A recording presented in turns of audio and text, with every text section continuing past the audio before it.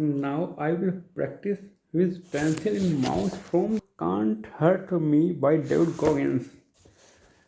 In Iraq, Admiral Winters made his name building elite counter-terrorism forces. That's one of the primary missions in special forces to train allied military units so they can control social cancers like terrorism and drug trafficking and maintain stability within borders. By 2007, Al Qaeda had made inroads into Africa, allied with existing extremist networks including Boko Haram and Al Shabaab, and there was talk of building up counter-terrorism forces in Somalia, Chad, Nigeria, Mali, Cameroon, Burkina Faso, and Niger.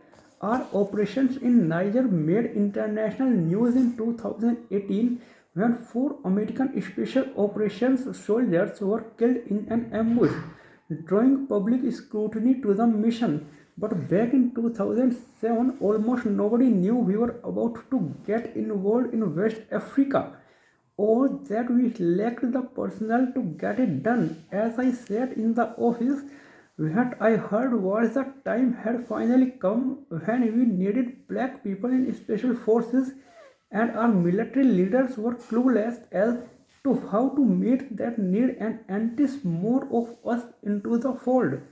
It was all new information to me. I didn't know anything about the African threat. The only hostile terrain I knew about was in Afghanistan and Iraq. That is until Admiral Winters dropped a whole new detail on me and the military's problem officially became my problem.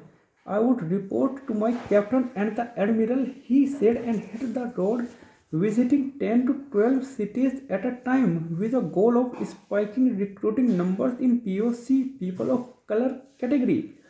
We made the first stop on his new mission together. It was at Howard University in Washington, D.C., probably the best known historically black university in America. We had dropped in to speak to the football team, and though I knew almost nothing about historically black colleges and universities, I knew students who attended them are not usually the type to think of the military as an optional career choice. Thanks to our country's history and the rampant racism that continues to this day, black political thought trends left of center at these institutions. And if you are recruiting for the Navy SEALs, there are definitely better choices than the Howard University practice field to find a willing ear. But this new focus required work in hostile territory, not mass enthusiasm. We were looking for one or two great men at each stop. The admiral and I walked onto the field dressed in uniform, and I noted suspicion and disregard in the eyes of our audience. Admiral Winters had planned to introduce me, but our IC reception told me we had to go another way.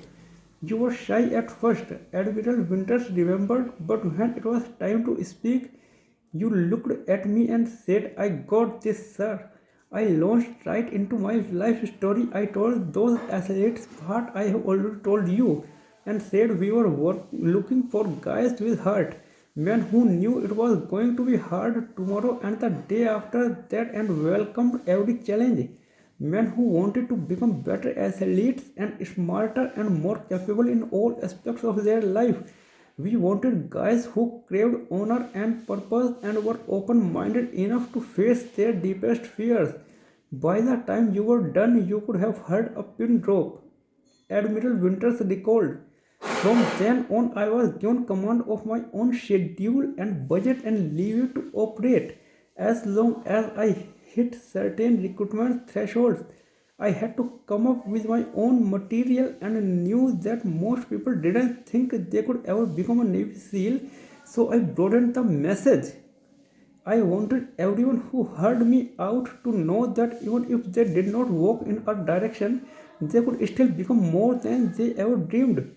I made sure to cover my life in its entirety, so if anyone had any excuse, my story would void all that out. My main drive was to deliver hope that With or without the military, anybody could change their life so long as they kept an open mind abandoned the path of least resistance, and thought of the difficult and most challenging tasks they could find.